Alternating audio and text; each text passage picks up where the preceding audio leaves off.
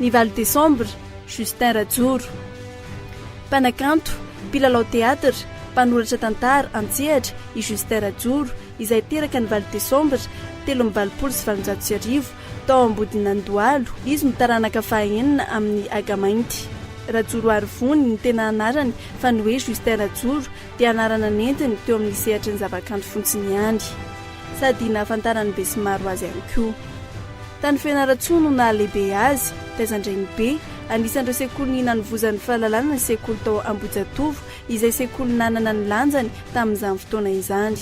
Ny taona 1970, izany hoe teo amin'ny 17 taonany no nanombohan'ny milalao teatra ka tao amin'ny troupy zanaky ny marainy i Rakotobe Alexis no isan'ireo nanoro azy momba izany.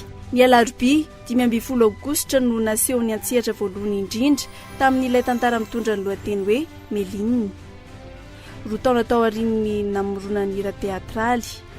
Ny taona 1700 no nanombohan'ny nanoratra piesy teatraly i Justin Rajoro, ary ny fanerasera tamin'ny Rajao Tselatra. Tao anatin'ny 13 taona no nanaovan'ny teatra dia ny isa 20 teo eo ny piesy teatraly nosoratany ity mpanakanto ity, izay nindao sy ny fahafatesana ny alatsinainy 13 May 1770. I Justin Rajoro no mpitarika ny troupy teatraly telo no refy niaraka tamin'ny Rabe Manantsonaka. Ny mariboninahitra officier de l'Académie no isan'ireo nosaloranyity olo malaza ny teatra malagasy ity.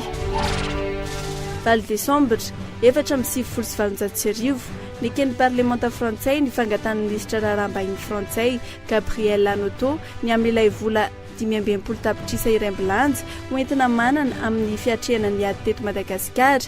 Ny général Duchesne no voatendry hitarika ny miaramila frantsay.